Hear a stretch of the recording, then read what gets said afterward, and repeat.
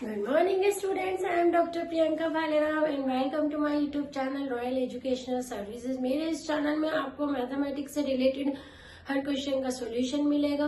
सभी टॉपिक, सभी क्लासेस के सिलेबस मैंने इसमें कवर करी हुई है। मेरी प्लेलिस्ट पे आप जाइए, आपको उसमें डेफिनेटली सारी चीजें मिलेगी। जैसे कि आज मैं लेके आ रही हूँ वापस से इंटीग्रेशन का ही कुछ पार्ट कि कई बार इंटीग्रेशन में 12th का बेसिक इंटीग्रेशन में हमें क्या होता है कि इंटीग्रेशन है ना, कई बार क्वेश्चन ऐसे आते हैं कि फाइंड एंटी डेरिवेटिव। ठीक है, कोई फंक्शन गिवन है, उसका एंटी डेरिवेटिव आपको निकालना है। क्या निकालना है? Anti derivative. 12th क्लास में इस टाइप के क्वेश्चन पूछे जाते हैं। मेरी पूरी प्लेलिस्ट है इंटीग्रेशन की, आप उसमें जाइए, आपको मैक्सिमम चीजें मिलेगी।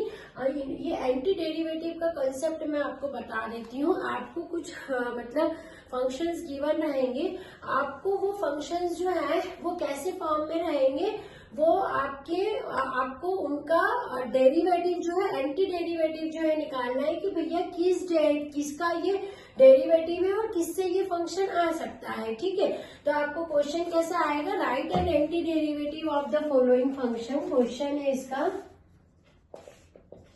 Right and anti derivative of the following functions. ठीक है, आपको एंटी डेरिवेटिव निकालना है by using method of inspection. ठीक है, by using method of inspection. मतलब हम क्या फाइंड करना सीख रहे हैं? एंटी डेरिवेटिव किस मेथड से? Bye inspection method. ठीक है, यही क्वेश्चन में आपके लिखा रहेगा वहां पर, है ना। अब आपका जैसे फर्स्ट क्वेश्चन है आपका, इसमें है cos 2x, है ना, उन्होंने दे के रखा आपको cos 2x। चलो इसका निकालते हैं।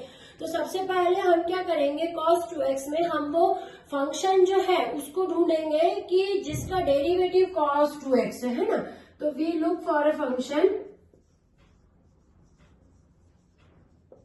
whose derivative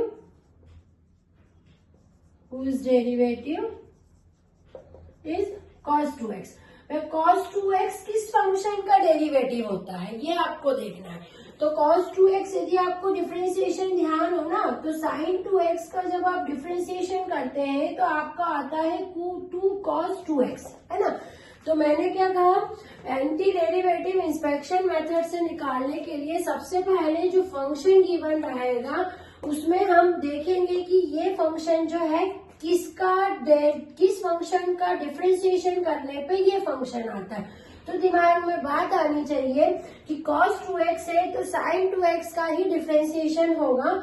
जब sin 2x का डिफरेंशिएशन होता है तो क्या आता है? 2 cos 2x, है ना। इसका मतलब है कि आप क्या कर सकते हैं? cos 2x को कैसे लिख सकते हैं? 1/2 d अपॉन में dx sin 2x।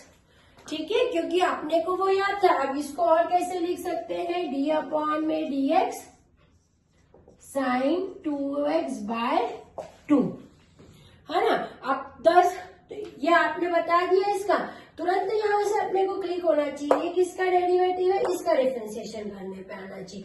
मतलब और ये इसको यहाँ ले जाइए तो इसका रीअरेंजमेंट कुछ इस हिसाब से होगा, d अपॉन में dx 1/2 sin 2x। इसका मतलब है जो एंटी डेरिवेटिव है cos 2x का वो क्या है?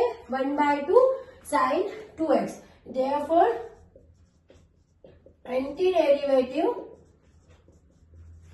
Of cos 2x is 1/2 sin 2x, है ना।